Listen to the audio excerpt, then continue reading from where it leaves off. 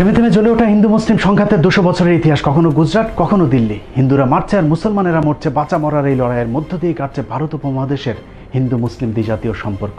দর্শক, শান্তির পথে হেঁটেছে একদল, আরেক দল অশান্তির আগুন জ্বালিয়ে অশান্ত করেছে এই জনপদ। ভারতের ধর্মান্ধ হিন্দুত্ববাদের সাম্প্রদায়িক থাবায় বারবার আক্রান্ত হয়েছে, তারপরেও অসাম্প্রদায়িক থেকেছে উপমহাদেশের মুসলমানেরা।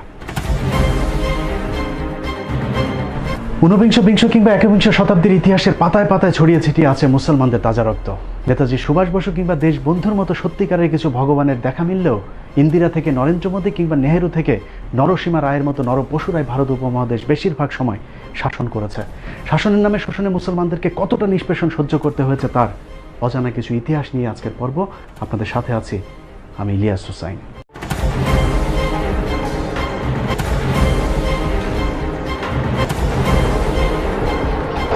হিন্দু শাসকদের শোষণের চিত্র দেখার আগে এক ঝলকে ভারতের মুসলিম শাসনের চিত্রটা একটু দেখে আসা যাক। মোহাম্মদ বিন কাসিম, ইখতিয়ার উদ্দিন, মোহাম্মদ বিন বখতিয়ার খিলজি, কুতুবউদ্দিন আইবেক, মোগল বাদশা বাবর, খান জাহান আলী ছাড়াও যেসব অলিয়া উলিয়াদের হাত ধরে ভারত উপমহাদেশের মুসলিম শাসনের গোড়াপত্তন ঘটেছিল, নাম শুনলেই বোঝা যায় তাদের আগমন ঘটেছিল মধ্যপ্রাচ্য থেকে।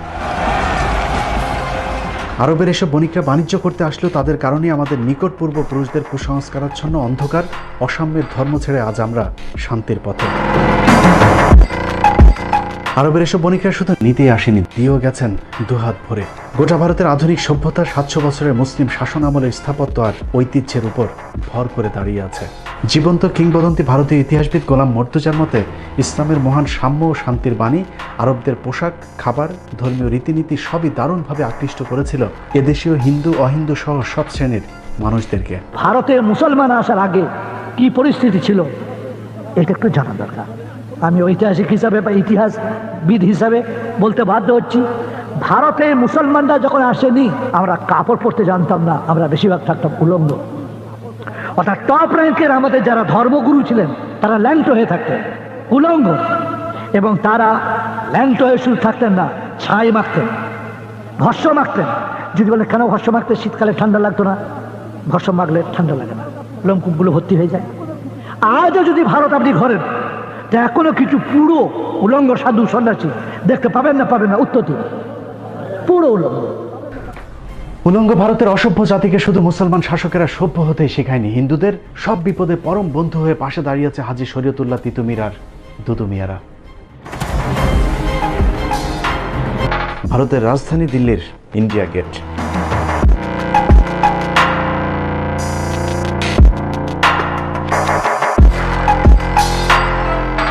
ভারতীয় ইতিহাসের সাক্ষী ইন্ডিয়া গেটের বুক জুড়ে খোদাই করা আছে প্রায় 92,353 জন শহীদের নাম, যার মধ্যে মুসলিম শহীদের সংখ্যা প্রায় 62,945 জন। তারপরেও ইতিহাস বিকৃতির মধ্য দিয়ে মুসলিম নায়কদেরকে হিন্দুদের চোখে সবচেয়ে খলনায়ক বানানো হয়েছে। কথায় কথায় উগ্র হিন্দুরা যাদেরকে পাকিস্তানে চলে যাবার কথা বলে, সেই মুসলিম বীরদের বীরত্বের চিত্রটা দেখলেই পরিষ্কার হয়ে যাবে আসলে ভারত উপমহাদেশে মুসলমানদের অবদান কি। বাংলাদেশের স্বাধীন নবাবের সময় ভারত পরাধীন হয়েছিল তিনাকে দিয়ে শুরু করি। ভারতের স্বাধীনতা রক্ষায় প্রথম শহীদের নাম নবাব সিরাজউদ্দৌলা, যিনি একজন মুসলিম। মির্জাফরের বিশ্বাসঘাতকতায় 1757 সালের 23শে জুন পলাশীর যুদ্ধে নবাব সিরাজউদ্দৌলার পতনের পর যিনি ইংরেজদের বিরুদ্ধে প্রথম অস্ত্র হাতে তুলে নিয়েছিলেন, তিনি মীর জাফরেরই জামাতা মীর কাসিম, তিনিও একজন মুসলমান। 1764 সালে বক্সারের যুদ্ধে মীর কাসিমের পরাজয়ের মধ্য দিয়ে মুসলিম শাসনের পরিসমাপ্তি ঘটে, আর সেই সাথে ডুবে যায় ভারত উপমহাদেশের স্বাধীনতার শেষ আলোটুকু।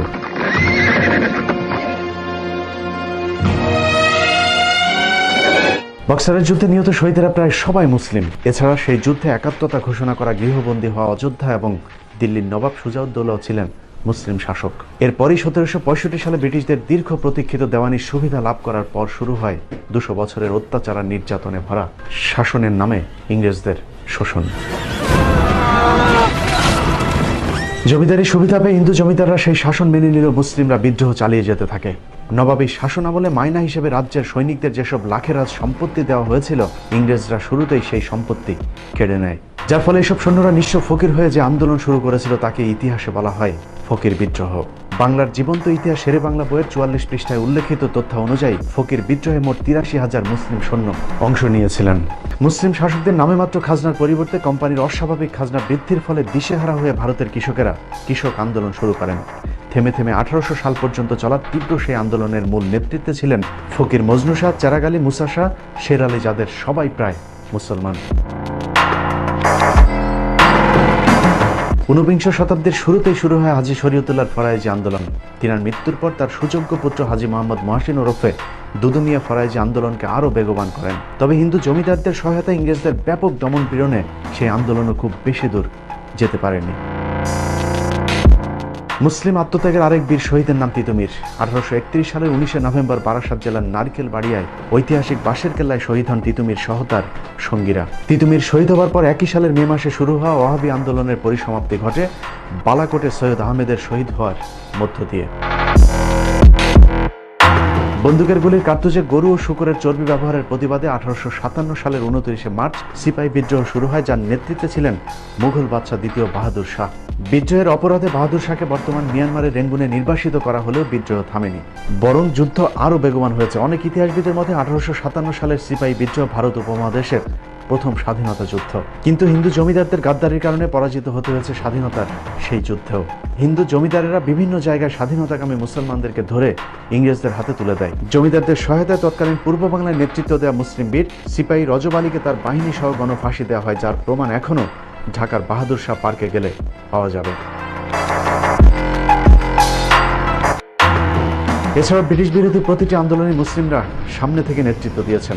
তারপরেও ভারতের স্বাধীনতার জনক কোনো মুসলমানকে করা হয়নি, বরং সে উপাধি দেওয়া হয়েছে মহাত্মা গান্ধীকে, যিনি 1916 সাল পর্যন্ত ভারতেই ছিলেন না।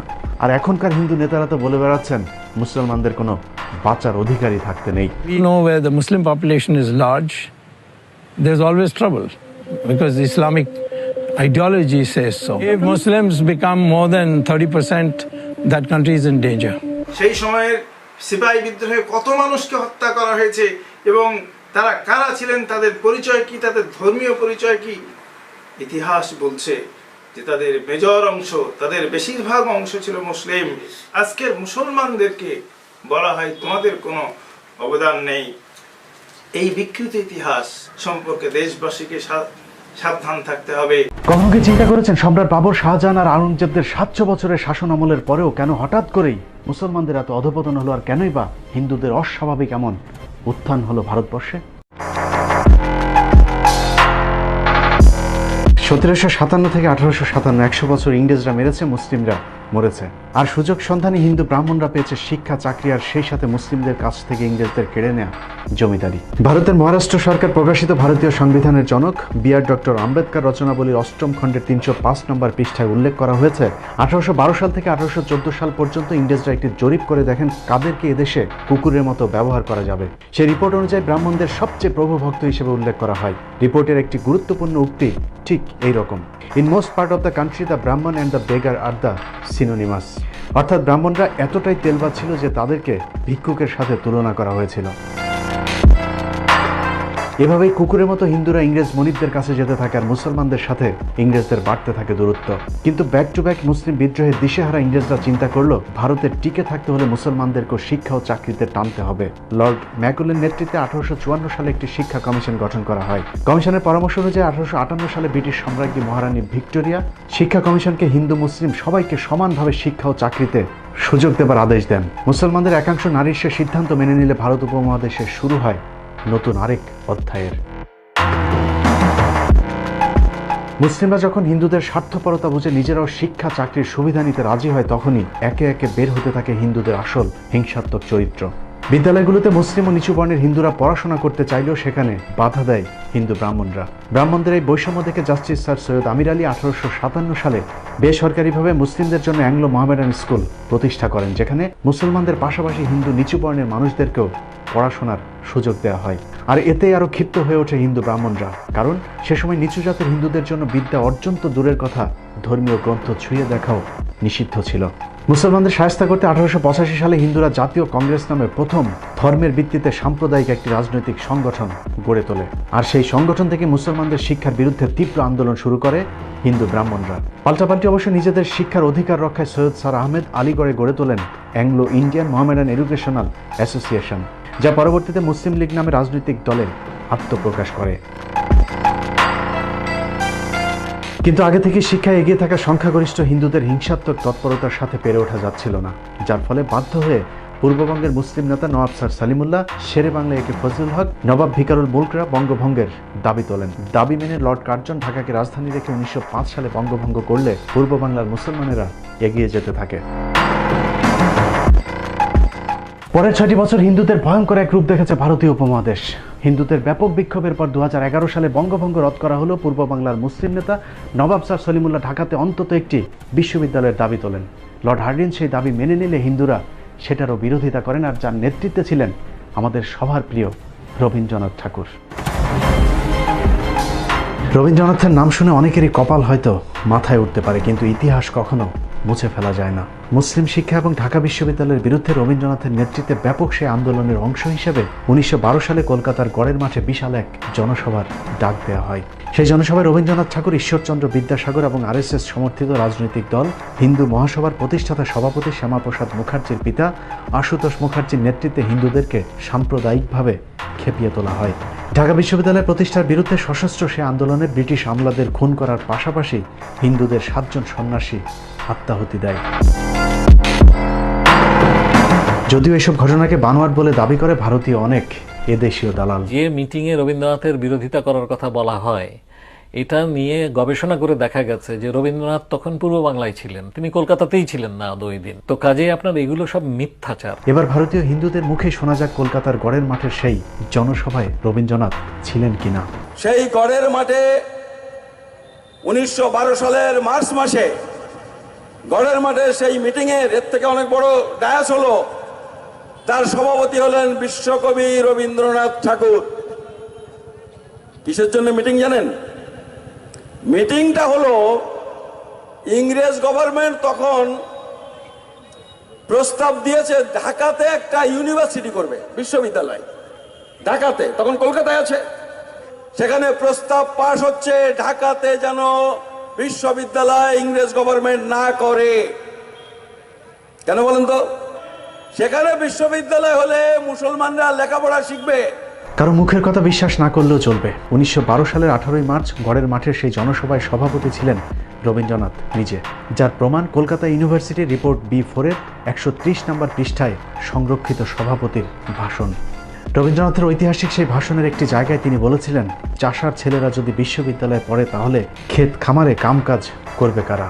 শুধু এটাই নয়, শ্রী নীরজ চৌধুরীর the autobiography of unknown India বইয়ের তথ্যানুযায়ী রবীন্দ্রনাথ মুসলিমদের বিদ্রুপ করে বলতেন, মুসলমানরা হচ্ছে লাইভ স্টক, গৃহপালিত পশু।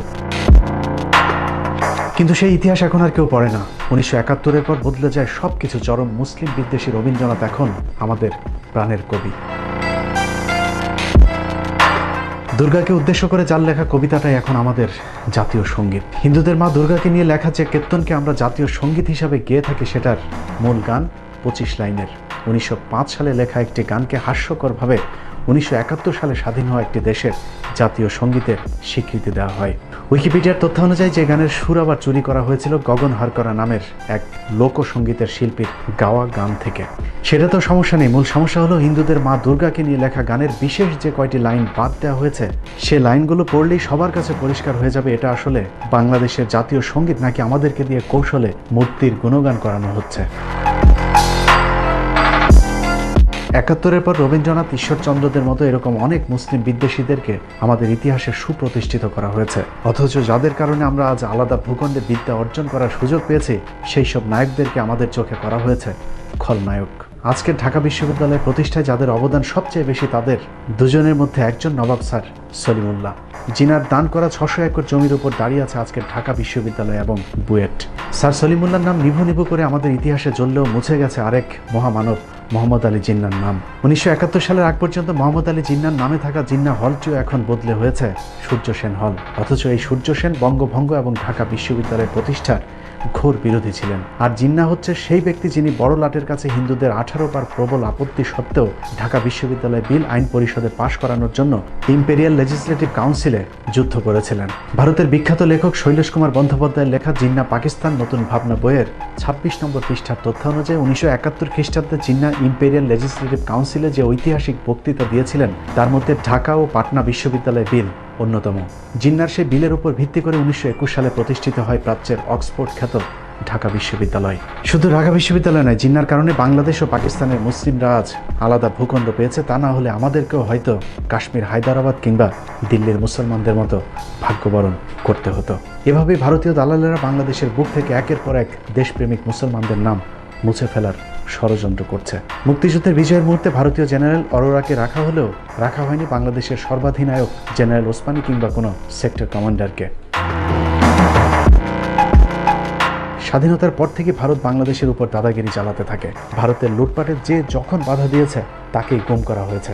1972 সালের এপ্রিলে ভারতীয় বাহিনী বাংলাদেশ ছেড়ে গেলেও বাংলাদেশকে তারা সবসময় নিয়ন্ত্রণ করেছে।